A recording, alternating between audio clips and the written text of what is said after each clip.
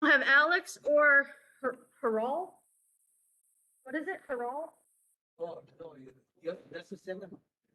Someone, you don't put down. Yeah. Hey, guys. Oh, okay. Patel is on. Hi, Rob Patel is on. Hi.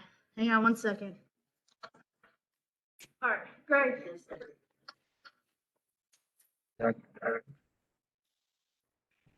Can you just say something so we can see if everyone can hear you?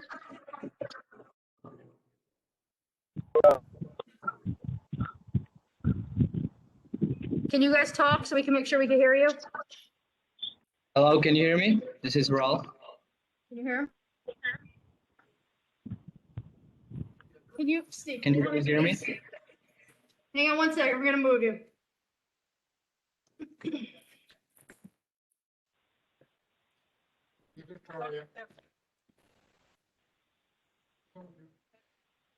Okay, so it looks like Alex joined too. Alex, are you here? Yep, I'm here. So if you want to go, we can go in order. All right, Alex, करवाए ना टाटा बारे जाके. let's go ahead.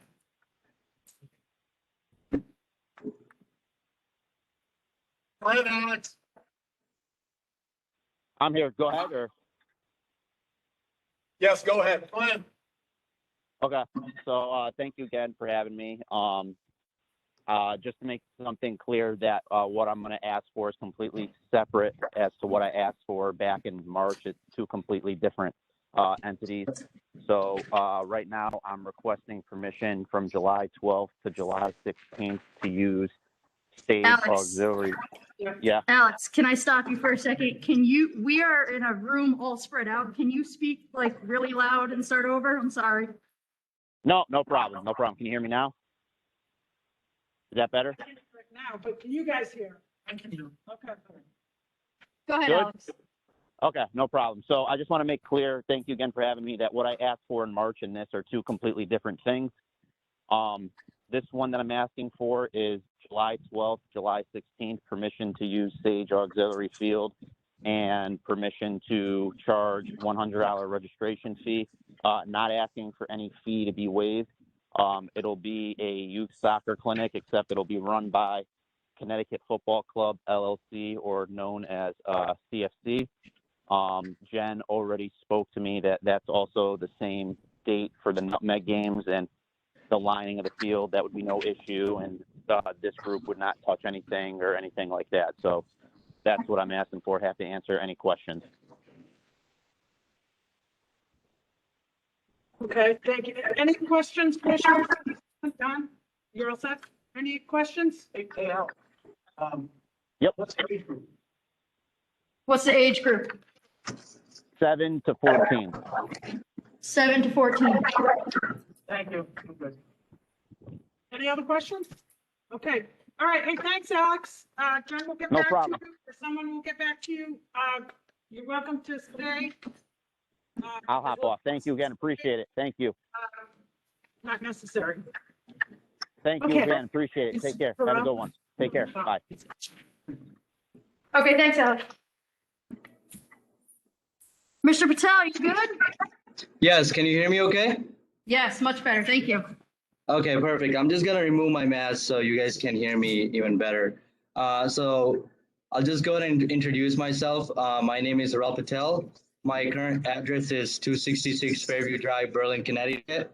I'm an alumni of Berlin High School, class of 2014, and have been living in this town since 2008. The reason why we're here today is that, there are currently about 10 active basketball courts and about 8 tennis basketball courts active that where people are playing at.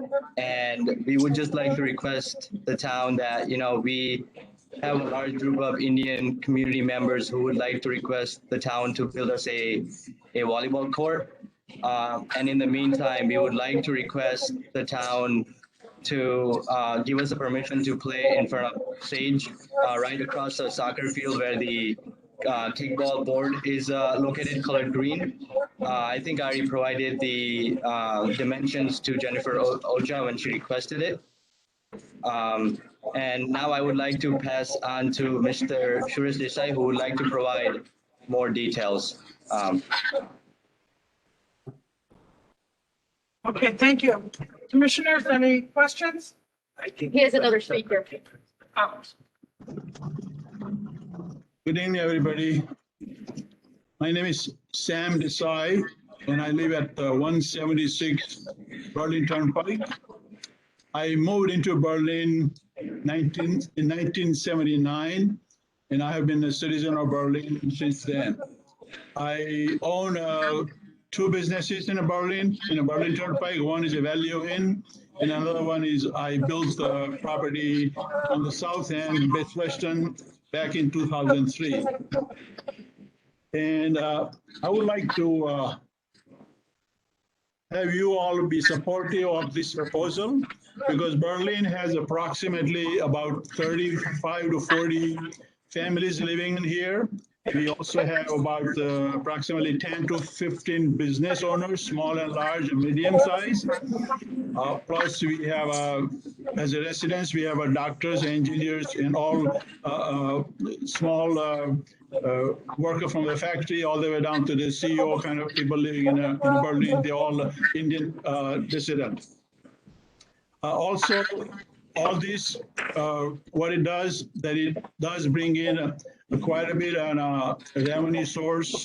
It also is a good source for the Berlin economy. And also it does bring in quite a good amount of value, tax value to the Berlin town also. What I would like you all to support this request for our community, and it will bring our community more closer together with all old and young people.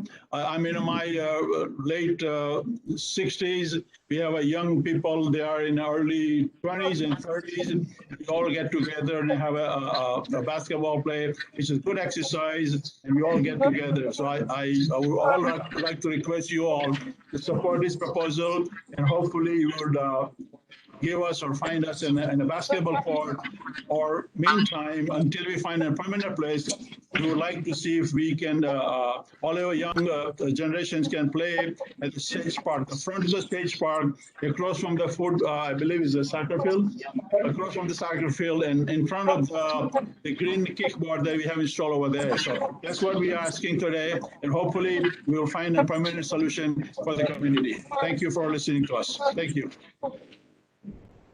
okay, thank you. We also have one more member who is going to provide more details, and he's going to be jumping on. Kind of lined up.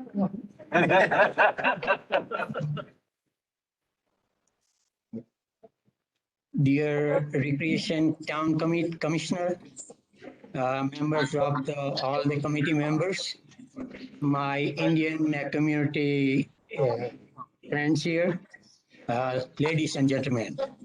My name is Namabai Patel. I spell little N-A-M-A-B-H-A-I. Last name Patel, P-A-T-E-L. I live here in Berlin last 27 years. Right now I'm living at the 61 Seymour Road, Berlin. Before I lived 1867 Berlin Turnpike, Berlin, at the Johnson's Motel. My Indian community who live in Berlin with the following request, as an Indian community, they are growing quite big. Just like my colleagues told you that about 30, 35, 40 community, Indian community who live in Berlin. And we have, just like other community, they have their own religion, and they celebrated their own way. Same way they also play the sports. And which sports we play when we were in India and we migrate here. We used to play two games, which is one is a cricket and second one is outdoor volleyball. Right now, I'm 73 years old. I still play with all youngsters. Their volleyball wherever I get the chance to play. And they appreciate me that even as an old man, retired old man, still play the volleyball with them, and they enjoy. and I also enjoy. The reason we need the volleyball court in park, because we have, just like other gentlemen told you, that we have quite a big community.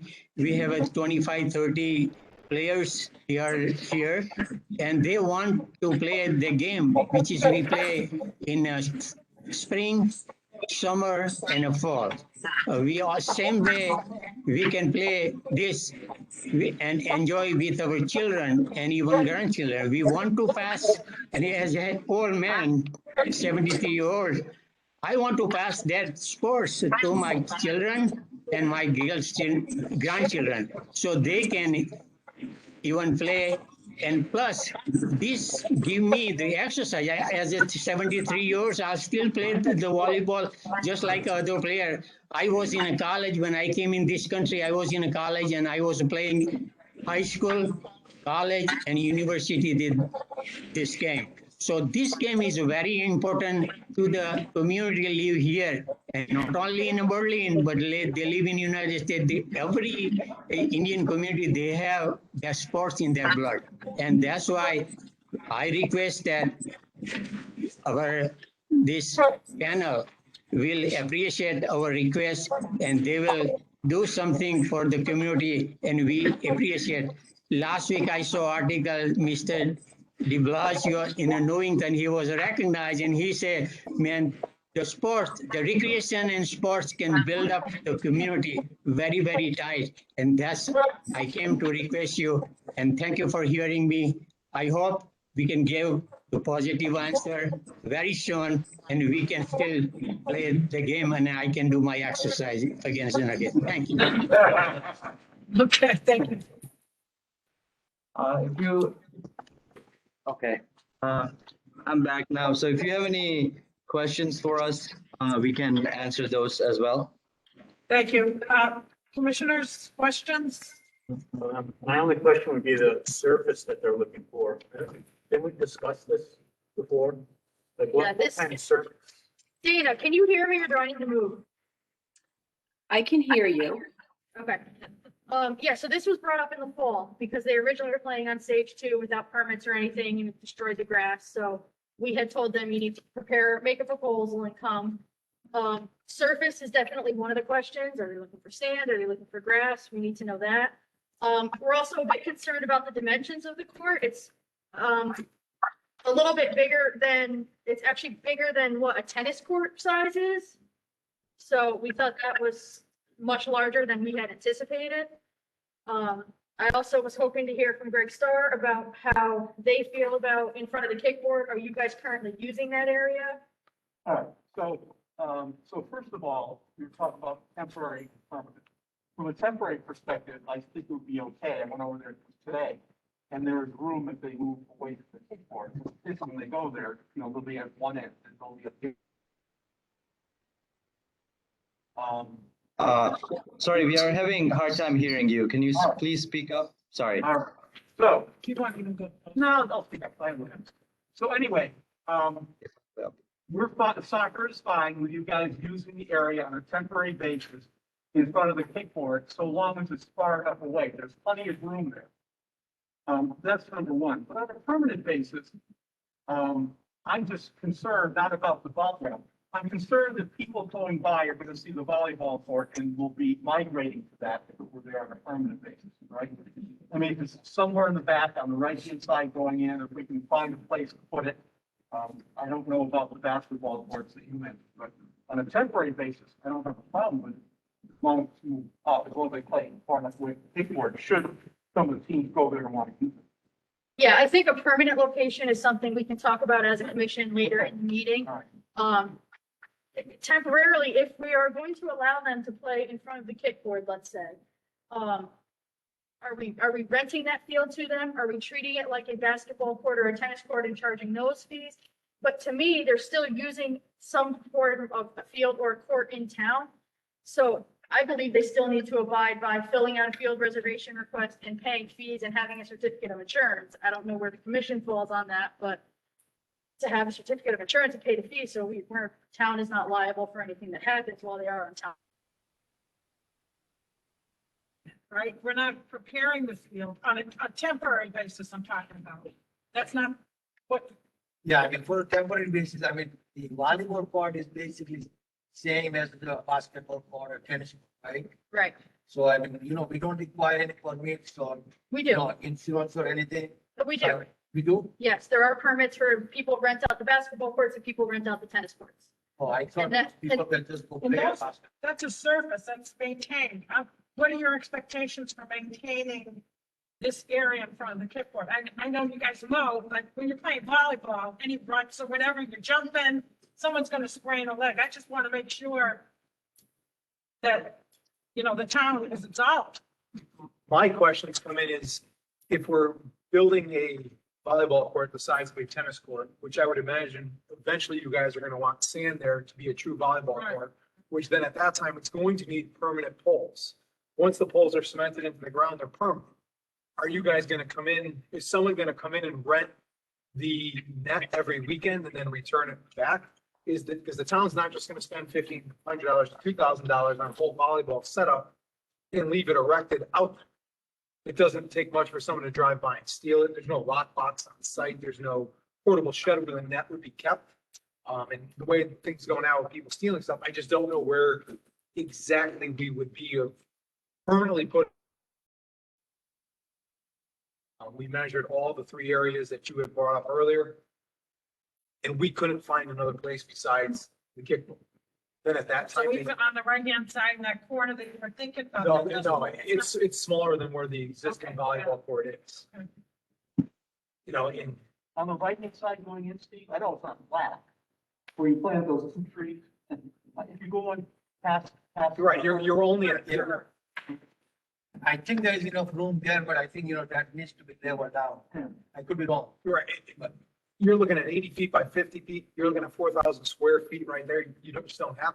And I mean, if you walk and look at the ledge that's there and the rocks that are there, I mean, if they're protruding through the ground now, what's the digging gonna be like? Just because you can dig out something and make it level, what are you gonna do with the banks? How are you gonna shave that down? How are you gonna pitch that? There's no irrigation, no water, so there's not gonna be any grass. So it's just gonna turn into a weed field. Where are you gonna safely park and walk through the volleyball court, not through the swale, then you'll be walking down the road in traffic? You gotta, I mean, the only place that it's going to work is going to be in front of the kickball wall. But then eventually, do we want to fence that whole area in? Because you don't want somebody driving out there, running it up, a ball going into the turnpike, a ball going into the road, which currently we have on the soccer or the lacrosse field in front of St. So, if I may, I think what we need to do here, because permanent is permanent. It's solved permanent. So is your request for a temporary space? Or Yes, are you asking for a permanent? for right now, yes. Temporary. So we should concentrate, in my opinion, on temp. And then figure out what we're gonna do with perm, right? Right. So you said that And- in front of the kickboard, soccer does not have a problem with them using that as a temporary basis. Right, I think as long as they're up far, right, so Yeah. the kids just have to be over. Right, so, Still far enough from the highway. Yeah, it should be fine. so as I understand what you're planning on doing is not making this a permanent facility, therefore you're responsible for putting up your net, taking it down at the end of the night, correct? Correct. Yes, that's correct. So, from that perspective, is that space amicable for them to use on a temporary basis, filling out the proper forms and whatever fees that need to be applied based on the fact that it's, no different than anyone else coming in and using a space. Right. That's a field, right? Whether that's, football, basketball, baseball, Correct. whatever the case may be. Now, they're citizens of the town, right? So then there's rules around what gets paid, what doesn't get paid based on the field use. Right. That's where I think you were going. Yeah, I thought that, I can go to play basketball. I didn't know that. So, we sometimes have groups that go out there that cause problems, yes. But when we have events or we do have people that call and book the tennis courts, all of our tennis court meets through the high school are booked through us. We have a system in place through the high school that reserves it. Debbie does events in the summer on the basketball courts, on the tennis courts, it is booked through us. So we do have a rental system for the courts as well. If the field fee is $15 an hour, the courts are $25 a day. So that, I would be fine treating this as a court, just like a basketball or a tennis court. And it would be $25 a day every time you rented it. But we do need that certificate of insurance because you are going to become a group. Local versus non-local, you're telling me it's all local families. I would just need a roster, just like I do with every other local group, to verify residency. Now, But I think the most important thing here is that this is a temporary solution, number one. Right. And that you need to follow whatever rules and regulations that this board puts it forth, right? Whether you're a committee member or not, you need to follow those rules. And the last thing I would just say about that is that then on a more permanent basis, which, Woody, you said it perfectly, where do you find a spot this big in the town that's available at the moment that you could just go put something in, sand, all that stuff, spend $15,000-$20,000, whatever it's gonna cost to do that, in a place where we have limited space as it is. Pay unlimited funding. So that's just my opinion. now the insurance, I mean, is it required every time, they play, or is it like So for a a year? lot of, I think Tulip Insurance will cover you for a period of time. So a lot of our groups get insurance that's good for their whole season. Oh, okay.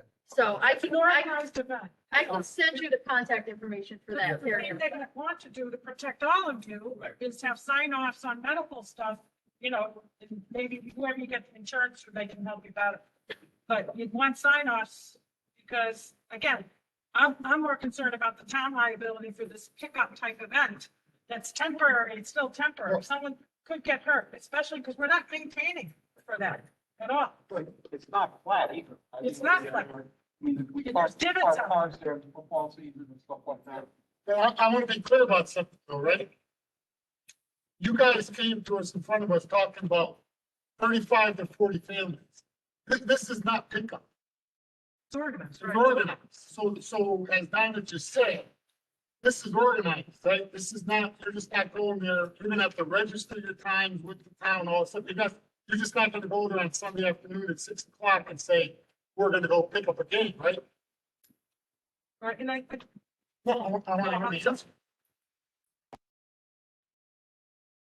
Are you on mute? do they, Can you hear us? Right. Can you hear me now? Okay, perfect. So can you just repeat one more time what you just said at the end? I didn't get the chance to hear that. Sure. My question is that even though this is temporary, you've indicated you have 35 to 40 families in town that play this game, right? This is not a Sunday afternoon pickup. If you guys are forming yourself a league, if you will. Well, I think that's arguable because it is almost a pickup game because not everyone shows up. And even though it's 35 to 40 families, right? The most members we have is probably around 20 people. So yes, there is 35 to 40 families living in town of Berlin that are Indian. Not everyone shows up. So it's not a league. We don't hold championships. We don't give out trophies. It's just for fun. It's just like me going to Berlin High School to play tennis with my cousin or just having a pickup game with my friends. So again, the difference here though is you're organizing games, you're using the town fields. We have rules in place that ask you have to have insurance in place. You have to reserve time and pay the fees, and you have to give us a roster of those that are applicable so that Jen can confirm their, Berlin residents for the majority. That's- Yeah, no, I don't think anybody's saying we don't want you to participate and do what you have to do. Have to be followed, because otherwise, for example, football came here a few years ago, they wanted to use the space with the same conversation. So. Okay. That's, yeah, So, and the other thing is, obviously, and Jen can help me, but you gotta work with soccer, just like soccer's working with you on the use of the kickboard. We've gotta make sure it works for both. And timing works if there's any issue, so. yeah, because it's gonna be very important for you to make sure that the town knows when you're playing. because I can tell you, this board has had problems in the past where people came out from different towns and played cricket on that field, and it destroyed the softball field and the fields outside. And we had no idea what was happening. So then we had to start calling the police, and the police had to come, and they had to come and kick people off. We don't want that to happen. And just make sure Understood. no parking up by the kickboard or on that street, then, you know, but, Or on the soccer field. right. And then, if you're ever thinking of a permanent solution, we need more than what we have here. Like we talked about, you know, equipment. What's the surface like? Maintenance, reserving time, the size you gotta work. If it's bigger than a tennis court, I'm not sure I understand that either, but we have to. Yeah. I just have a quick question. Sorry, were you speaking? I think the camera froze. Okay, can you hear me? Yeah, go ahead. She was speaking. Okay, I just have a quick question. So can you go over one more time how you know, someone from town of Berlin going to, you know, Berlin High School to play volleyball and they don't require any, you know, insurance or, you know, field permits? Like how does that work and how is that different? Group of 10 or more. 10 or more, groups of 10 or more require insurance. Gotta have insurance. It's in the policy. And Got it. we've had that in place for a long time. So Dinesh can tell you, we have a policy, it's a written policy. If you don't have a copy of it, please sit down and get a copy or have it emailed to yourself so you understand what the rules are. Any group of 10 or more persons must apply for a permit usage. And part of the permit process is getting insurance. I can send you this. Okay, thank you.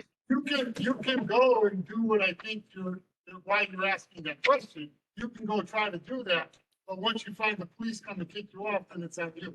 Yeah. We're not gonna do that, but I know the way is going with that. Dinesh is on Yeah. it. thank No, you. seriously, Mike. I think it behooves you to put together a roster, get your insurance for Jen. Life will be so much easier for you. This way you can reserve your time, whether it's 2 o'clock on a Sunday when convenient for your families to be there. That would be beneficial for you than just trying to go do a pickup, because at any point in time, the soccer team could be over there and not be able to use that field. So you're better off doing that. And it's really not very costly to get the insurance. Right, it isn't. Maybe like a couple Got $100. it. Yeah, if it's for a season, like, that's not. Yeah. Yeah. I've got a question for Steve. You think there's enough space there? I think there is, but I mean, you're a better sense. Oh, I think that's the only, when we measured all the areas back, I think October of November when we brought it the first time. Maybe we could go and check it out, a couple of places, I think there's more than enough for it. or we can go check it out, I mean, for the permanent Correct. location, you know, you and I, or, you know, we can go and check it out, a couple of places. And I think that's what we need to Right. move. And I thought the request was for a permanent location. That's the way that I took it. Yeah, Right. me too. Not a temporary. I thought you were looking for something permanent to be constructed and built just for volleyball. I check it out, for time being just a temporary. But long-term permanent. Okay, This would be a good long-term problem. okay, so I think we've got a plan for you for a temporary basis. You can work with Jen, Dinesh is involved, he'll get Steve, and it will work, okay? Okay, so just to clear things up, we will comply with you and, you know, for the regulations to play in front of Sage, and we can work on something together for the long term. Correct? Yep. Yes, All and right. I will email you tomorrow afternoon, everything you need with details. Okay, perfect. Thank you. Carell, Yep, thank you so much, everyone. Carell. Okay. Thank you. Thank you very much. Thank you.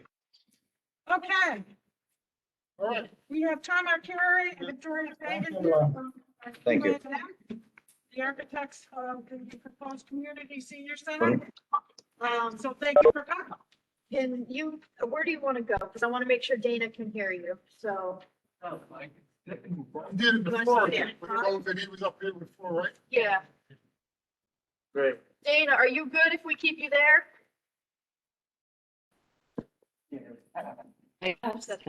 Dana, are you there? I'm here. Nice. I'll stand here. Good evening, I'm Tom Arcari, Map 4. And that's the come here tonight. I don't know if the agenda issue is, I can give you a small update of where we are in the process. We're going to be presenting for the Public Building Commission at 7 o'clock this evening. A concept plan based on feedback that we've received to date from the Facebook groups, from a number of interested parties that have reported back to the online questionnaire. I'm going to recommend that we start the process of doing a cost estimate for the project so that we have all the information we need to start really making hard decisions as a community about the scope. And we'll have all the information that we need as a team to start presenting to the community. I've spoken with the Public Building Commission members and Michael Ahern specifically, and said that we're hopeful we can start public information meetings in the coming months, let's say May, as a build-up to what would be a target referendum in November this year. So they're shooting for May. For that. About May, June, I said approximately, because from a November referendum, you have to back up at least about 100 days. So it's about 3 months, 90 to 100 days when you have that. So if you back from November, 3 months, all of the public information session work needs to be done, and the revisions need to be done by that time. And you have to be pretty much, sealed tight prior to going at that point. And then there's a waiting period thereafter when you get to referendum. So can we just have an open discussion, I guess, unless you have. So for the May, June, my biggest concern is that we, as a town, present this to the citizens and have the information that you would expect them to ask or should ask in that type of public forum. Obviously, the cost estimate to build is very important. But then it's how do you operate this thing? Are you going to break even? We just had a lot of discussion on Timberland Park, the golf course. And I mean, the town subsidy has been pretty close to zero, but some people were concerned about, 20, maybe 30,000 weather dependent. Town's got to subsidize if you don't get the play that you expect. We are not involved in Timberland, but we were. And, it was amazing to me, the questions and the thoughts that people have, and I can only imagine this is going to be, 24 times the concern. We know how the town reacts to like the police building, which was not approved, things like that. So how do we go about and get all this information so we're ready for a May, June meeting?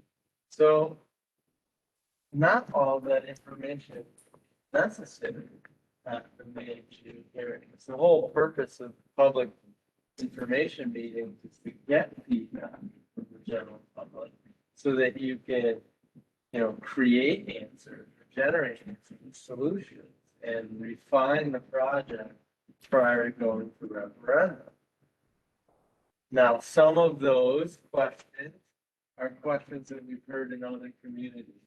For instance, who's going to run this place? Who's going to pay for this place? How is it going to operate? Is this going to require hiring of more full-time staff? Those are questions you need to be prepared to answer. There's no reason you can't be prepared to answer them some more. The facility will house the Parks and Rec department, and it's gonna house the senior center. In most community centers, the tenants are, responsible agencies to run the facility. Will there be a requirement for the custodial costs to run this facility? What will the heating, lighting, and cooling cost be? Those are ones that are very difficult to answer at this stage in the process because you really need to do the detailed design of the building where you can appreciate that. But the understanding is there will be operational costs for a new facility. So there's no reason that the community as a whole can't start to formulate answers to this. But what I can tell you is the community currently lacks that other communities had that pursued a successful referendum is a project leader, a project champion. The Public Building Commission is acting as sort of the backbone to exercise this. But in most communities, there's a committee that's overseeing this exercise. And in many cases, there's a project manager or a leader of the committee who is the champion for the project and basically the figurehead of this project. This project does not have that. And the committee was something you and Barbara both mentioned in your statement of needs, that the committee should be formed. So, that I'm not surprised by that. And I think what happens is in our town sometimes, maybe this time, and you know better, everybody works in fiefdoms. You got building commission working over here, and hiring you, and rightly so, and doing a fair job, and the town engineer. Then you got Jen over here, senior center and Parks and Rec. That's the staff. That's it. And then us. And the seniors haven't been able to meet because of COVID, right? So they're commissioned. So we've been meeting, and that's why this is great to have you guys here, because we want to get going. We want to get a champion. We want to get this thing moving and organized in an organized fashion. Personally, I don't know how to do it. I ran a PAC years ago for the education department. We were very successful, but it took a lot of work. And it was a citizen grassroots effort type of thing. Is that what we gotta do? You Outside don't of town? have to know how to do it. You just have to be passionate about it. Because it's a lot of work. It is a lot. Huge commitment. And, you have to be passionate about it because you have to stand up in front of 28,000, citizens and represent this effort for good or for bad. And currently right now, you don't have that. And I know the Public Building Commission has done a good job to sort of keep this moving, but as I'm engaged to do the public information meeting, but I am, for lack of a better term, I am a mechanic. I am a facilitator for you. I didn't like that word. I'm a facilitator for the community to help you do this, but the desire for this has to come from within. And that person really has stepped up, or that subcommittee. Now in Rocky Hill, they have a public building commission, but they had a subcommittee for the community center design. And that subcommittee was made up of a number of entities, some of the senior center, some of the Parks and Recreation, community, and their sort of champion was a very outspoken representative of the senior center, and helped see it keep on in front of them. So that's what I think this project needs. This project needs more than just, we're gonna go to the Public Building Commission, on a monthly basis.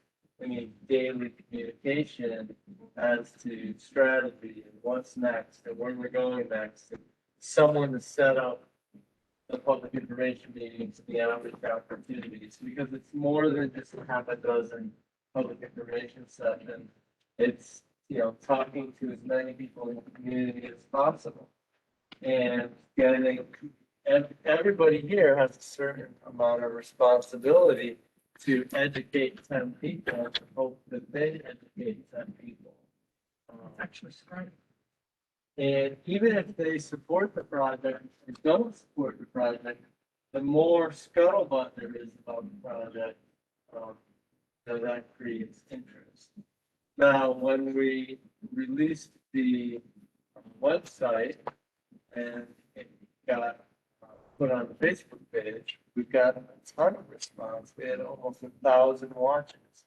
Really, So- was that good? It was impressive from your viewpoint? I think that was Okay. good. That was absolutely good. I mean, it's, you know, 5% of the population, 4% of the total population. Sounds like a small number, but it's a big number. So, I thought that was pretty good. It's a good start. So, but we didn't build on that momentum, unfortunately. Because of COVID, we had the opportunity to jump right into public information sessions. So hopefully, as we start doing public information meetings, you know, people will start talking, we'll get some more feedback online, and the chatter will begin again. In your next April, because of COVID is what I'm thinking, like. I don't think you're rushing a November referendum, but it's possible if this continues to linger and we can't generate the support, maybe strategically April's a better answer, but those are questions that really need to be answered by the community, the powers that be, the political supporters of this project, because it's part of your overall strategy. Usually, a subcommittee would be discussing that with town manager and the public building commission chair and finance director. What do you think is the best time to roll this out? Do we have enough time to send our message? Is summer the best time to do our public information meetings? Do we want to do this, you know, across the winter and be ready to roll it out next April? Yeah. So, well, so May, June, you know, the way COVID going, I don't think the last thing we can think about is that. But be that as it may, I have another question. So you've got all this experience, right?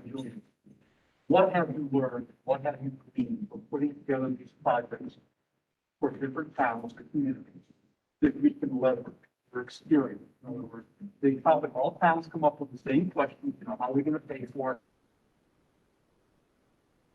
You said that people, you know, how are you gonna pay for it, ongoing, it's the, you know, it's, the why and the what is responsible for that.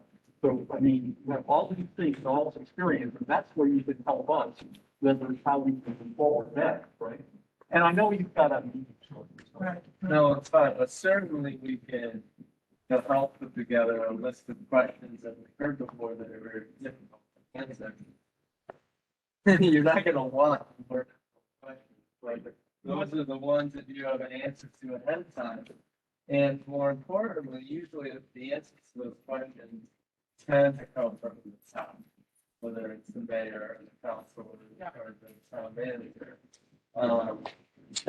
And those have to be signed off. You have to have Everybody has sort a of board political support. support and be willing to say, yes, we would be taking this on. Yes, we would have to hire janitorial staff. No, we more than likely would not have to hire people, you know, administrative or operational staff at this time. Meaning Parks and Rec would be running the same footprint minus a gym, right? They would need aquatics person, but you know, you have to be able to say, yes, we would need someone to run the aquatics program. And this is the impact it would have. And, you know, Well, I guess what I'm saying is, what are other towns done? That they've been faced with the same scenarios. You know, what have other towns done? What have they succeeded with, or when they failed, what could they have done better? Information we could leverage to be better at finding successful content. I don't know if I can give you the sort of smoking gun answer on that, other than all of the communities that I've helped take through successful referendum did a series of public outreach, garnered the support of politicians, the political will, garnered public support, and garnered financial support. So to do that, my feeling is, my opinion is you have the most success when the public invested in private. And what that means is we talk to people through this process and other processes. We get their input, we incorporate them. Instantly, single person feels like they've had say in the process. So all of a sudden they become a champion. They're willing to tell people about the project, tell their family, and say, hey, look what we're doing. This is great, because now we're a part of it.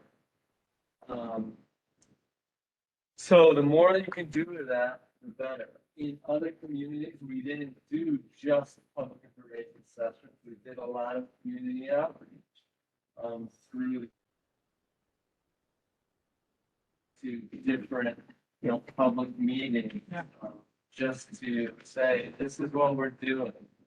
Different groups in different communities, right? Let's go to their chapters meetings and tell them what we're doing. Get questions, as much outreach as possible. I know that's hard now because people are meeting, and we can't do it just online.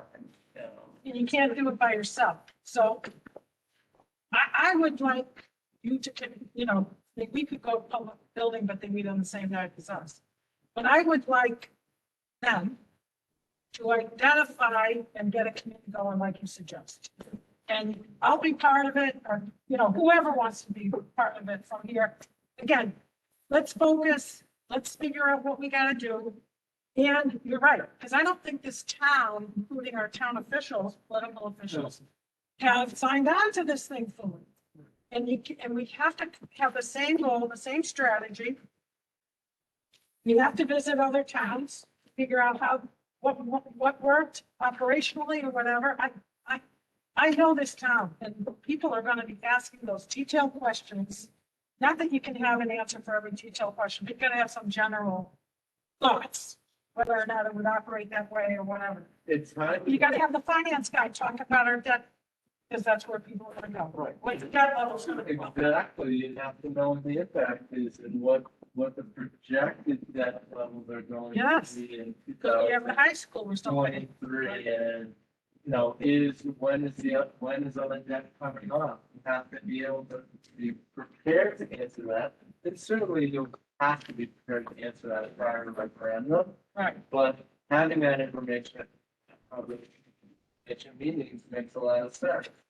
In addition, the timing could be quite positive for your project because there's more than likely going to be a fair amount of infrastructure money used in the state of Like I said, Connecticut.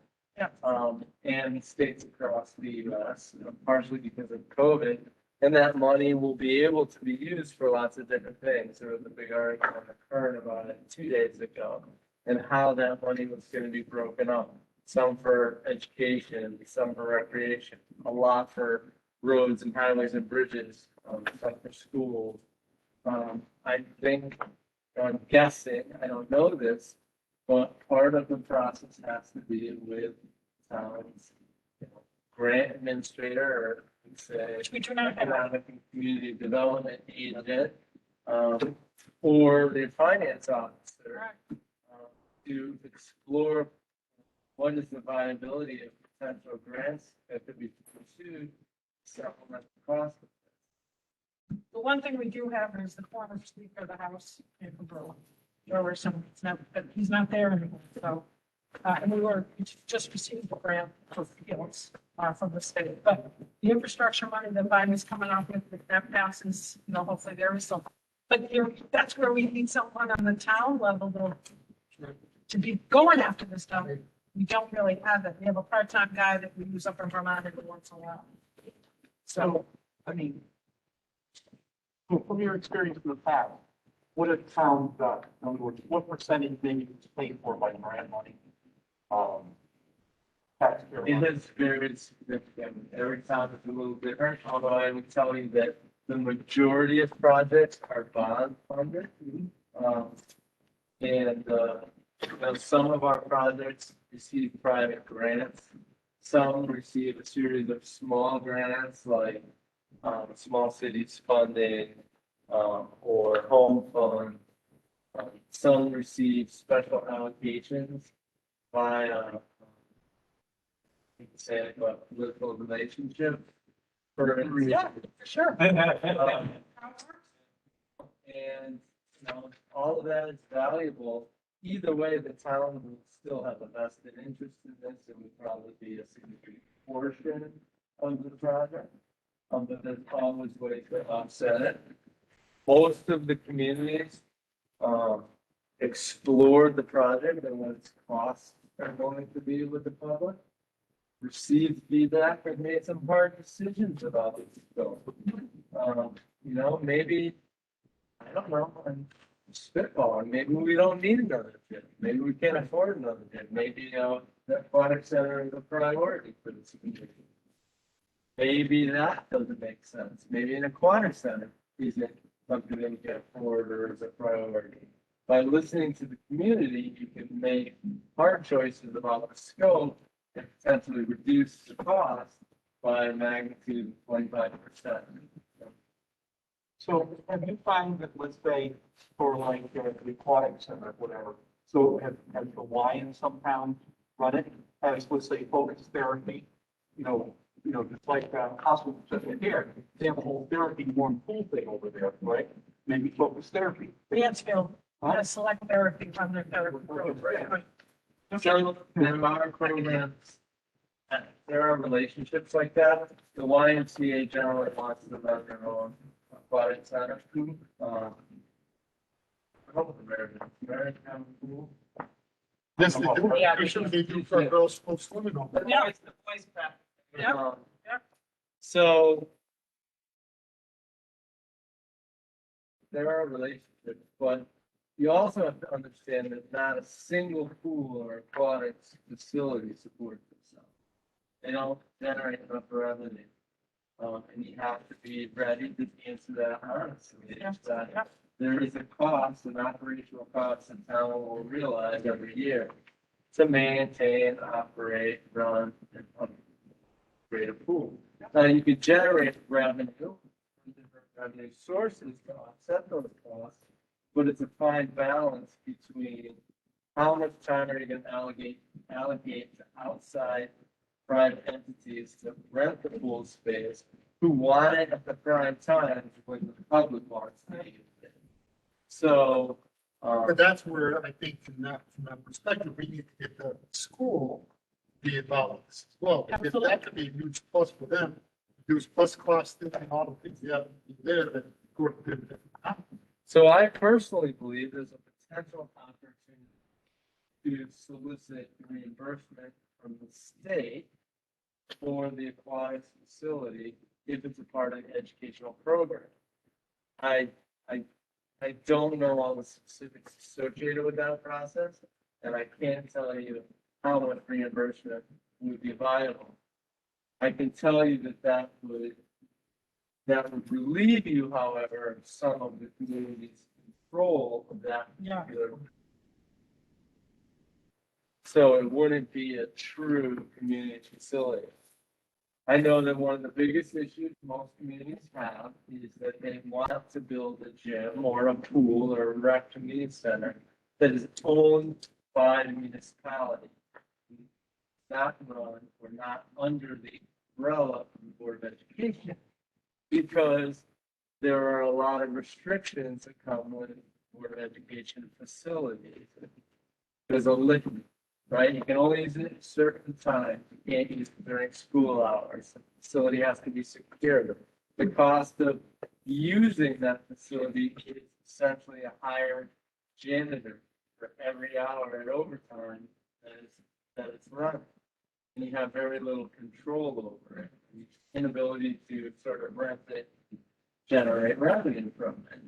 So, paying for a facility, making that investment so that the community actually controls it, is something that's very attractive to the other communities. Is it so? Yeah, you gotta go. Questions? Any other- All right. Tom, thank you very much. Thanks for coming, guys. Appreciate it. I believe this whole commission is very passionate on working on this. There's a lot of work to do. I volunteer, including myself, to champion this thing. And you can pass that on to the Public Building Commission, and I can call Mike Brown tomorrow. Just to get, we gotta get going. I mean, May, June, it's real. Yeah. Yeah, Donna, I think if you and Barbara become a united front, because you know Barbara's just as passionate. I know No, Barbara. I heard Dana say she wants to do it. Unfortunately, she can't hear you right now. And you That means you. let him know that. We need you and Tina Doyle as well. Yeah, I mean, and Debbie too. Debbie's a person, right? I guess. I don't have time anyways. I think It goes. I think you guys, you both commissions asked for a committee to be made, and That's why I that just basically hasn't asked the happened. senior commission to come to this meeting, because we gotta get them going, but unfortunately, it won't be because of. Which is a shame, and that's. why Their June plan is, they can, now that we have permission to meet in person, and we have permission to allow Tom, because he's a vendor, to come in person. The Commission on Aging's next meeting is in May, so Tina and I plan to say, hey, you're allowed to meet in person now. We think they'll be happy about that, and I think Barbara would like to have Tom at the meeting too, so I'll Jim, get in touch with I don't you. know, they're talking about having a public forum May or June. I know, but that's the next Commission on Aging meeting. Well, maybe they gotta move it up. They don't, Call me if you guys need any further questions. I'll come back. Good luck to you. Thank you. Motion to adjourn. Yeah. So let's approve the previous minutes. 73 degrees outside. No. Correct me if I'm wrong, but the only way we get a committee is if town council actually votes on it. Yeah, they have to make a separate. Yeah, but they're You know- not gonna vote on it. But I don't know, because right now, per charter, the project is in the hands of the PBC. So the PBC I don't know, the PBC may be able to establish a committee, because they're the ones per charter that are in charge of the project right now. So I don't know how it works. Let's figure it out. Yeah. All right, okay, so let's go through this approval of minutes. Can I have a motion to approve the minutes from last meeting? I'd like to make a motion to approve last month's meeting minutes. I'll second it. Any further discussion? All in favor? Aye. Okay, that's approved. Consent agenda. I'm gonna ask for a motion for all items A, B, and C that the Parks and Rec Commission approved. And D as There's well. also a G. D's on the back. Oh, I'm sorry. I'll make a Yeah, motion Steve. to accept all the consent agendas A, B, C, and D. Second. Second by Andrew. Any further discussion on any one of the items? All in favor? Aye. Okay, Parks and Grounds. I'm pretty sure that everybody looked through all of that. Stage one, we found that we excavated a bunch of material. We connected both sheds and everything together. So now whoever's using stage can go from one shed to the other shed, wheel their stuff on and not drag it through mud. So there's a nice gravel path. The two new porta potties that were delivered there, we haven't heard anything bad about them. So there's a surprise. Something that's happened over the last 24 to 36 hours. For the last couple of years, we've been battling these little pollinator bees that come out. They come out the first couple of weeks of spring. Somebody called the other day and said somewhere at the playground up at Little People's. So the high school reached out yesterday. They have some that's on stage 2. I reached out to Advanced Pest Control prior to coming tonight. They're considered digger. They're like a digger bee. They're not a colony. They burrow holes. They plant eggs about 24 inches deep. And then throughout the course of the summer, they hatch and they fly away. They'll be at all these locations for about the next month. The males do not have a stinger. The females have a stinger, but for you to get stung by one of these, you have to provoke it. Like it has to land on your hand and you have to poke it and you have to bother it for it to actually sting. I'd rather go the route of educating everybody to understand that they are friendly, they are a pollinator, they are there to pollinate the flowers. I'm not in the market to kill them. So unless there's a huge public outcry, I think we should let them be and let them be. Let the bees be. Yeah, so if you get any comments or you see anything on Facebook regarding these, they are friendly. Exterminator agreed. He doesn't think the right thing to do is go in there and kill them. We could remediate them by wherever their nests are, is digging down 24 inches, remediating all the soil, bringing in new soil if they're on a ball field, then at that time. But if it does get to the point that it becomes a public health crisis, at that time, we will bring in the exterminator and have him dispose of them, and it would be a yearly thing because you can't get down to where their eggs are. That pretty much concludes the Parks and Grounds report. If you have any questions? Is there any way to rehome them? No. But like I said, they're only there for like a 1 month span and then they're gone. Oh, okay, so it's like a list. Yep. The only thing I wanted to bring up is that, as I was coming home the other night, across the street from the, junior high school field, there were a bunch of families there with dogs, running them around. And they were going to the bathroom and they did not. No, so, and, I didn't have time to stop. So I was going to stop and say something to her, just didn't have time with those or something else. But you may just want to check to see if there's, no problem. Before. I'll ask Jan if she knows if that's. Yeah. But isn't there, I thought there was a sign that said, There's signs everywhere that says no dogs allowed. maybe just let them, they took them off the leash. Let them go. I think there was some questions regarding if we could actually enforce that or not. They were having the same problem at Centerelli, Loretta Field. I think there's some gray area because it's a park. If we think we're going to get them taken there. So,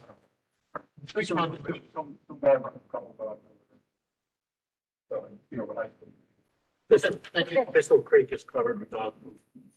Yeah. All over the place. All right, Sage one? Okay.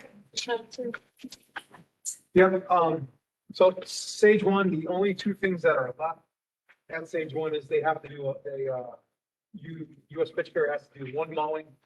And they also have to go in and put the pre-emergent for crabgrass in a fertilization, and then that'll be closed out. We're just waiting for the as-built.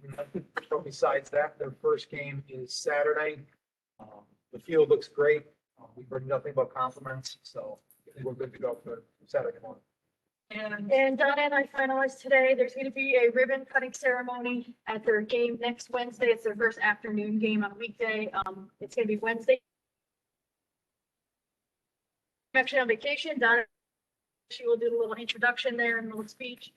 We've invited, the email invite has gone to town council members. There's also been a press release. I have in my office the scissors and the ribbon for you, so don't forget that. So hopefully the mayor will speak, or the AG is going to speak. Yeah, I put in the email to council how the high school and the AD have requested that the mayor say a few words, so hopefully if he comes, he's going to speak. Someone there take pictures, right? I'm going to try. The media it got sent to our free media outlets, so the press release went out. And so you're all invited though. It's only going to be like 10 minutes, 3:45 probably will start because they want to start their game at 3 o'clock. So please hold on down. All right, Steven's going to start with a personal update while I send out the Ivan. So, as most of you know, we went out for design services for personal soccer. As working with WMC, we started to realize that the project was a lot larger than we thought. And we didn't have enough funds. So Tuesday night, we went to the town council. We explained the current situation we're in. The document we just passed out, if you look at the light colored green around the perimeter of the field, that was all the work that was going to happen outside. The two small blurbs that are inside of the field was the only part of the field that was going to be touched. Jen and I, after lengthy conversation, pull out of renovating Percival Soccer and relook at doing a larger project. Jen and I have done Zipadelli now, Sage One and Scalise. And we didn't think that putting this field, turning it over to youth soccer or McGee School would have been an adequate use of the taxpaying dollars. So unfortunately, we decided to table the renovation of Percival Soccer, go back out to bid for design services and try to encompass the whole entire field and do it right. Part of our conversation with council Tuesday night was also talking about the remaining funds that they have already authorized for the field improvement bond. There's another $194,000 there that is not allocated to anything. So council was extremely supportive of our decision. Once we explained how we came to it, they were extremely supportive of come back to us and, you know, they'll be willing to use the rest of the bond money. Because like I said, they've already authorized the funds. They just need to be appropriated. With that extra $194,000. Hold on. The, Jen, this is the building commission, it's actually Bart calling me. Okay. They're saying that we took their WebEx spot and they cannot open it up. I had mine planned when there were no other meetings planned. I'm sorry? I had mine planned when No other meetings were planned, or they have. very careful about that because we got screwed online. Planned on WebEx. Well, is there someone from the town that can talk to Jen? I can put him on the phone. I'll give Jen my phone. Yeah, mine was set up first. Theirs is usually set up on the program. We have one WebEx. No, we have 3. And you're supposed to look at your council. We just set it up so I can shut up present. Try to get it. Oh, it's not speaking. Hello, Jen. It's a, at Sage, that's the softball field. Who's netting is that the back? That ours? That is ours. You guys put it up? Yes, that was, yeah, that we decided that when the field was getting constructed to have that. You guys had that made? Yep. Yeah, it looks really nice, looks sharp. So do your banners. Yeah, the banners look good. Definitely. Everyone's been very happy. But I really like that back. Now it's mentioned to me about the.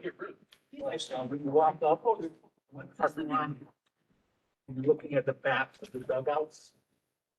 Is somebody going through that? Is there a plan at some point to feed the back? Like, if it would say something. Right, so I won't throw anybody under the bus.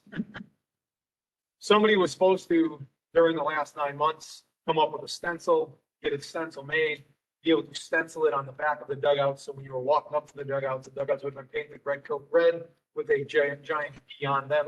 I believe that is in the works now. I think they're trying to get it done for this weekend. I just don't know exactly where they're at that.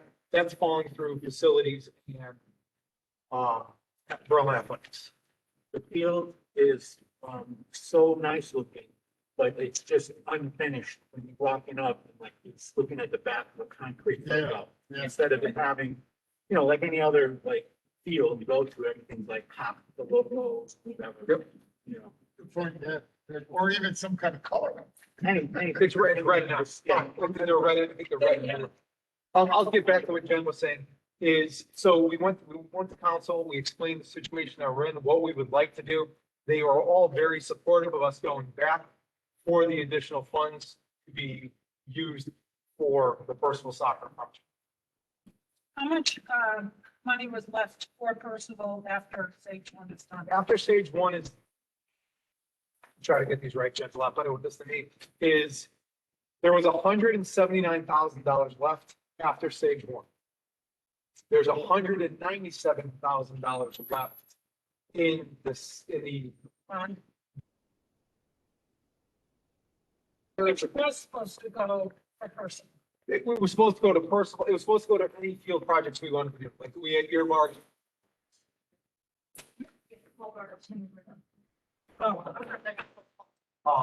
The money was supposed to go to redoing Garrity and Puccini, there was money set aside. but unfortunately, as we received two bids, one was for $197,000, the other one was for $287,000. And like I said, we were only touching a third of the fee. Okay, so Jen, we were just asking what was left, so 179,000 was left over from Sage One. No, 197, no, there was about $35,000. I The put, amount of okay, money that was left for, say, for personal, the original one we had. 175,000 after we paid WMC. So going into the bidding process for Percival a month ago, there was $175,000 for construction. just for personal. Yes, for construction for, yes, Okay, and you had we have 35 left over that we didn't need to spend for Sage One. correct. We don't have that money yet because Sage One is not closed out. But once Sage One is closed out, we can reallocate that money to a different project. As long as the bathrooms at Scalise coming up. Right. Well, we can allocate that to wherever it is needed. Okay, and then there's 197. 194, I believe, Okay. off the top. That's a guess off the top of my head. It's in that range. And That is, so basically they approved, hey, you can spend $1 million, we're gonna authorize that you can bond $1 million. But at that time, Steve and I were going with a quote of $200,000 that we thought we were given by a person who was an expert in the field who would, help us come up with that price, and that's the price we used. Unfortunately, the more we learned about the project, it's a lot more than that. It's a bigger scope, and that's why we would like to allocate the other $194,000 towards Percival. And council seemed very supportive of the decision. So, the first question, kind of aside, that we can play on now. Yes, we are going to make phone calls to Berlin Youth Soccer. We wanted to make sure that we notify council and commission before we did that. That's number one. Number two is, what are the plans to take care of that rock? All right, and also the 2026 things are North Pole. At this point, we're going to go back out for design services and we will be coming up with a new plan of scope. I understand. That's not, that means it's playing on it. Are you saying that you believe that the field is unsafe? He likes to shut it down for the spring season? Sure, why not? Just fix the rock. There's where the protruding rock is, right? It's part of the ledge. I just said if somebody could go in and just, with I don't know what, kind of, with a shale, you should be able to go in there and maybe pop some of that stuff out or put more dirt there. What he happens to he goes fly in the air and he hits his head on that spot. That's my concern. Is that a danger? Yes. Okay. Then maybe we should continue to keep the field closed. Right. Until construction in the spring 2021. Listen, or 22. I don't know what, I would like to know what you think the cost would be to go in there on it. I have no clue about this. I'm just speaking. do you know the rock he's talking about? You guys go to. We've heard of the rock. We tried to remove the rock last year. The rock was enormous. Yeah. And we could not break through. Currently, right now, where we are in the spring with the rain that we've had, yes, we've had 2 days of 90-degree weather. If we take a machine out there right now, the amount of damage that is going to be done to that field will make it unplayable for probably the foreseeable future. Even if we got next Sunday and Monday, we're gonna get 2 inches of rain, we have no way to get out there. We looked at it as getting another field, full-size field up and running. We've lined it, we put the goals up, we put the nets up, was more beneficial than destroying a field by driving a 10-ton vehicle on. All right, so I'm not saying, I don't know, Steve, I don't know. I'm just trying to speak from no line at all, but if there's a way to go in there, right, and to kind of. Right, the only way we can get on is to drive a machine on there. The machine that we try to drive on there right now is going to sink. All right. We'll just sink out of sight. Second thought, is there a way that we put more dirt there and then, maybe put a little bit of sod? Sod's gonna get, probably won't be there for long, I'm just looking for cover. There's always a way to put more dirt, on it last year. If the rock is still coming through, the dirt just washes off the top. I'm just saying, we saw the fields before where they just died. A lot of the stuff still staying there, right? It didn't walk away. It was years ago, personal. Stick it down, but blow it up. Cool. So from a safety standpoint, What's your thoughts? From the safety standpoint, I mean, from everybody who's played on there throughout the course of the year, the only person we've ever heard anything about this rock, not from McGee, not from Berlin Soccer besides Greg Starr, not from St. Paul School. The only person who, not from Pulmonace, not from Mighty Cupcakes, the only person who's ever mentioned this one rock is Greg Starr. Is it there? And we've tried our best to deal with it. And once it dries out, we'll try to get back out there and try to attack it. If they, listen, if they, how many rocks have you taken out of there? Well, we took about 600 out when we drilled holes. No, I'm just saying. During the season, there was a big rock a couple of years ago, it was about this big, and I couldn't get it out, right? So still, on the ground that they put underneath it. No, I'm not saying, but like, my point is that when you say they're the only person who complained about it is me, if I'm on that, right, I'm on that field. I'm not gonna get into an argument about it, I'm gonna say it is what it is. All right, Pulmonace played on Percival, a record team for Orville, where we have developed in the number of plays, they ruined that. It was me who was out there with a weed hog for 3 days, 60-5, so we could play on it. Okay? So I have a vested interest in it, but I also have a vested interest in safety. But I'm also looking to see if we can play on it. I'm just looking for a short-term solution we can come up with that will benefit everybody until we get the final, bid it and fix the deal. That I understand. But putting topsoil on top of a rock that just washes away or gets displaced, that's still going to give That's that. what happened last year. That's, Okay. Can the signal be used? Oh, no, when are we gonna start working on that? I believe we're still waiting for the paperwork from the All right. That's next time. So, Can I just, is there a reason why the commission wasn't notified that you guys were going to council with this? I just say that because I talked to the mayor last week. He was running by my house. We were talking about personal. And for all I knew, it was still on. I was even at the council meeting doing audience of citizen, doing the statement of need. I didn't even know you guys were going to bring this up.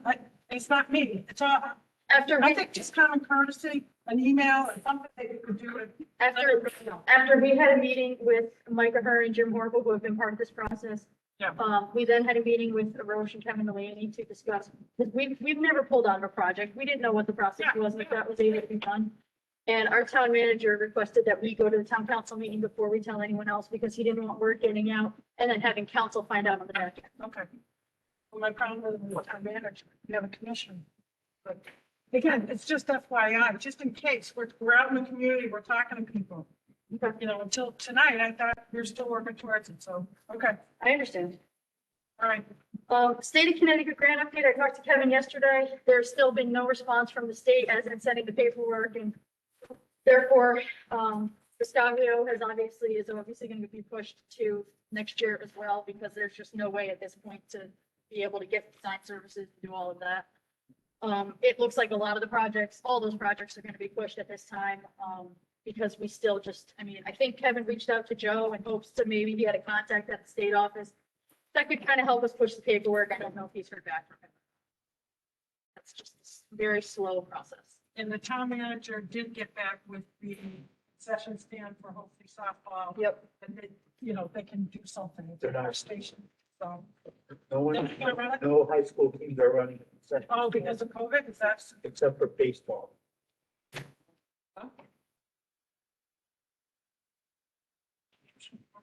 All right. Speaking of the high school, before we go into banners, Tony, I just want to jump in because something came up that I wanted to make, you guys are aware of it. Don might be aware of it already. The CIAC has now decided that they're going to allow high school football teams to have, I don't know if it's a passing league or game, something going on this summer. So Max DiLorenzo actually called me. He's part of the high school football team. I had a conversation with him on the phone yesterday. I was going through my binder, looking at every single thing I had for the summer to see who's using Scalise. And we were going through every single date on the calendar to see what dates were open. And as he was doing that, it was scattered dates because of what we have for reservations and everything. And as I was talking to him, he got a text back from Joe and said, never mind. Joe says we need Monday to Friday, 2 weeks back to back.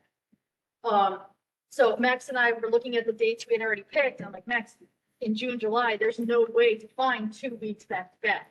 Because you have Berlin Youth Lacrosse on the field until June 20th, because they have their Founding Fathers Day, and that's when their season ends. Berlin Youth Soccer had a couple days in June and July. Now granted, Berlin Youth Soccer, we can move to Sage Auxiliary. They even put that on their field reservation request form. If Scalise isn't available, they'll use Sage Auxiliary. We have Max and John Paul's camp booked in there, and we have Nutmeg games starting July 15th.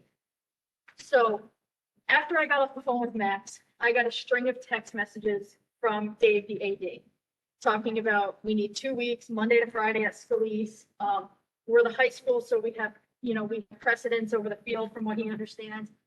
I explained to him, I refused to text all the information back to him, so I put it all into an email. I explained when Berlin Youth Lacrosse field ends. I explained what dates John Paul and Max's camp was on. I was explaining about Berlin Youth Soccer, but how I could take them off the schedule. And I explained with Nutmeg games. Even if you take Berlin Youth Soccer and move them to Sage Auxiliary, which as I said, they're okay with that according to their form, you still can't get 2 weeks because of when Max and John Paul's camp is and when Nutmeg game starts. You can get 1 week, but you can't get 2. I sent Dave all that. I mentioned to him that yes, the high school takes precedence 4 games in season. And that's why I didn't want them to think they could kick off Berlin Youth Lacrosse at the end of their season, because it's lacrosse season. It's not football season. And that's all mentioned in the policy. And I just wanted you guys to be aware that I gave Dave all that information. I gave him all the dates and what was available. I haven't heard anything back from him, so I don't know if they're still trying to do this thing for a week or 2, but I just wanted you guys to be in the loop in case you had heard anything.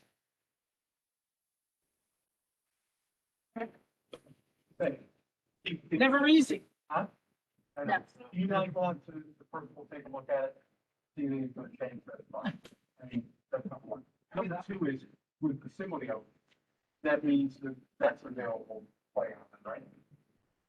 For spring, summer, Spring, summer. and I don't know the condition of that field, to be honest, if it's safe enough for soccer on it. What do you think? I haven't walked it. You guys have to find signals. Right.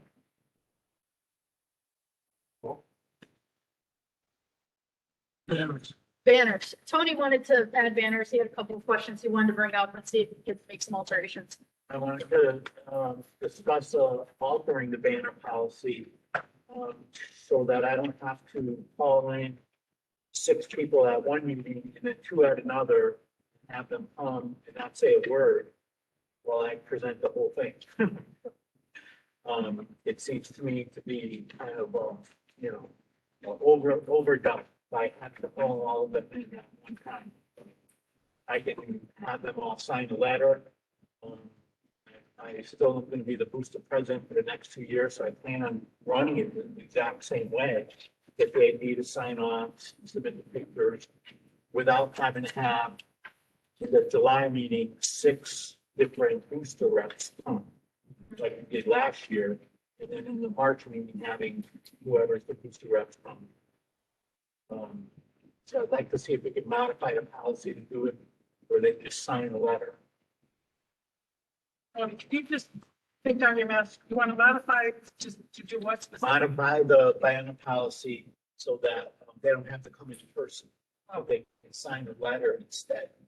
So Even going forward for me, because I'll be the president for the Right. next 2 years, so you can even say in the future, the booster president would be required to attend. Well, that's where I was just gonna go. In your past, right, when we were boosted presidents, we spoke on behalf, right? Yeah. Right. And so I know Tony's part of the commission, but You can he will just abstain from the vote. right, just to stay to the vote. So why don't we just say that Tony's gonna be the spokesperson? So even It's coordinated. what the policy says now is each team or sports organization must have a representative present at the blah, blah, blah meeting.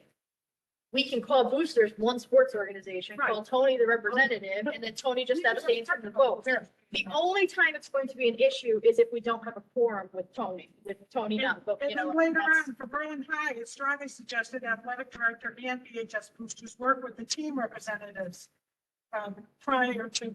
which Tony always does because we always have the letter from the AD. You only need one rep if you've got all work I together. mean, I say, I'll make a motion right now. I say make a motion that Tony be spokesperson for the VHS banners for all of the school, all the sports and Just also. call it the booster president. So I mean, yeah, and to be honest, if you guys consider sports organization the boosters, you don't even have to vote on.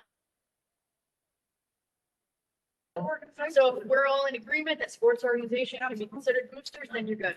Yeah, you're good. Until you- I was actually, I felt bad that they would comment every time. I mean, you know, Yeah, I didn't think it was necessary, but I thought they just wanted to or something. But, yeah. Oh, no, I twisted all their arms. Hopefully you blame that on, hopefully you blame that on us. That's why the two ladies from softball, afterwards, I was texting them going, thanks for coming. They're like, yeah, they enjoyed the meeting. They stayed actually on to the end. Yeah. But, they didn't say a word. Oh, jeez. Yeah, I'm sorry. I apologize. Yeah. Sometimes we do that just in general with other Right. people too. I mean, it's a formality, Right. but Especially these times. We gotta. be- I know, especially with COVID. Yeah. Yeah, you're All right. like no competitive. We gave you the actual 2-year rule for the science. I thought it was 1 year. No, you're Like, right. I'm sorry. Are Sorry. we gonna need to make a motion? No, It falls in the policy, we're fine. right there. Okay. Me, or you guys? Okay. Here you go. You're- Right. What's I have a- I go what? You know what, Steve, Okay. excuse me, Sorry.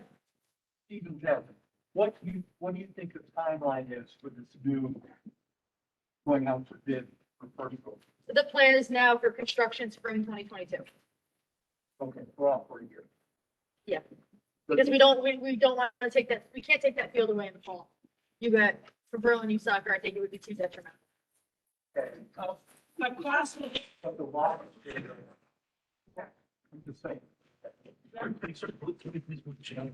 All right, done. Okay, so, you have my monthly report. Yes. I'll just add a couple things to the top. I have contacted all of the, aquatic, lifeguarding staff who have certification, the new staff to hire. So I have 6 new staff on board right now. One has not gotten back to me. I have 4 people pending, completion of class to possibly hire. A couple of them are not gonna be till May, so, even with that, I have 7 returning staff.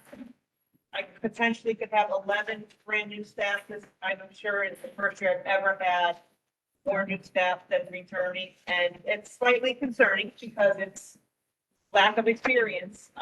So it's gonna alter what we're gonna be able to offer and not offer. Jumping down to the bottom, we met with Arosh and Doug Solis. I wanted to make sure that if we can do 2 pools, I can get cleanings done.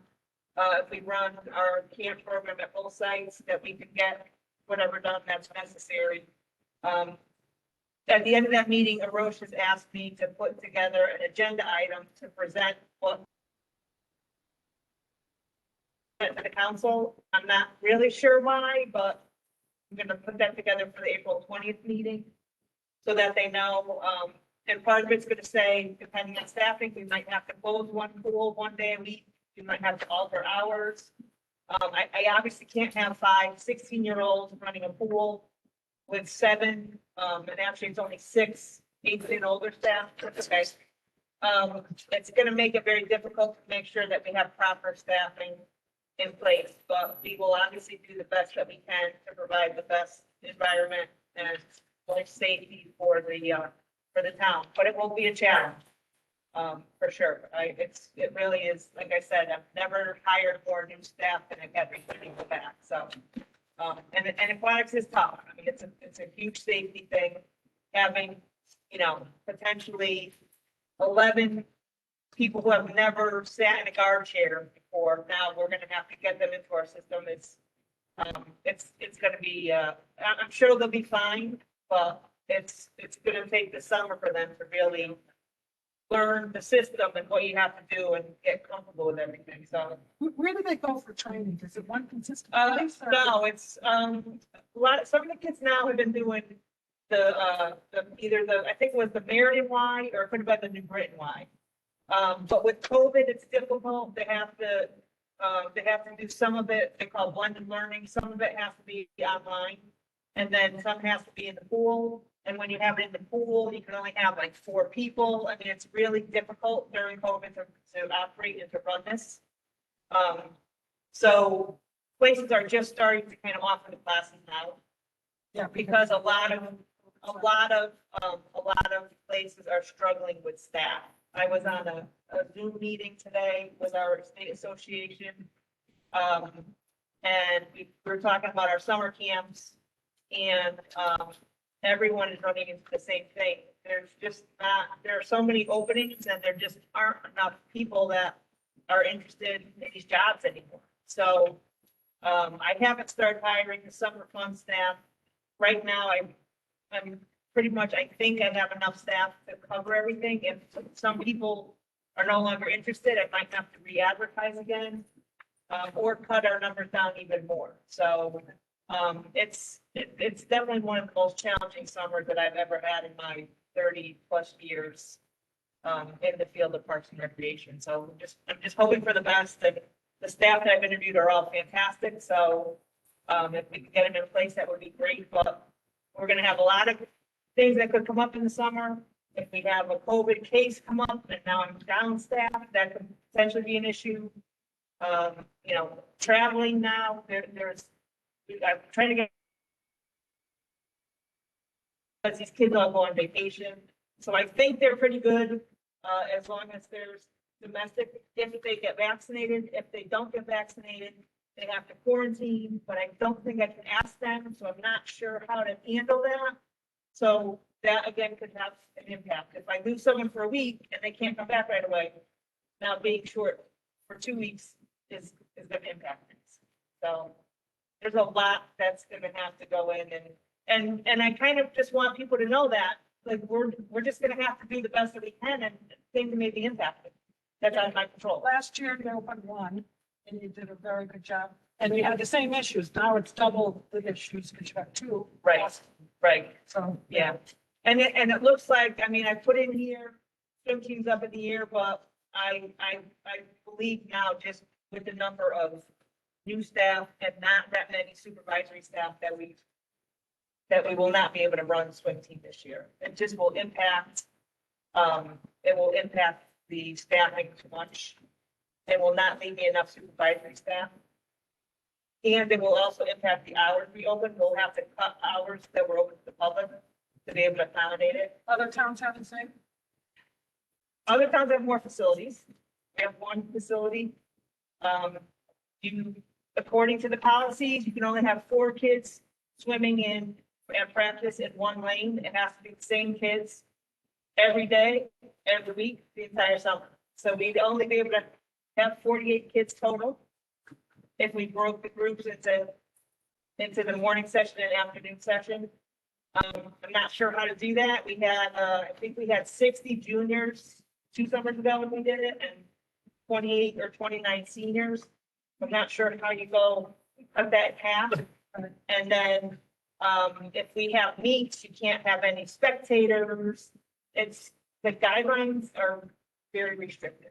And I think for us to try to offer it and not really be able to offer a good program, I don't think we're doing the community any good. I think if we can do the open swim, we're gonna try to do swim lessons. Again, swim lessons, 4 kids in a class. That's all they will allow. We normally have 6 to 10 kids in a class. That's gonna change our numbers drastically. I only have 4 guards. It's gonna be a challenge. But people need to know that going in, so that they're not surprised. I can't change how many staff I have, how many instructors I have. I've tried, and those numbers are not changing. So it'd be fun. And I think that's the Easter drive-through that was great. I got a lot of good feedback.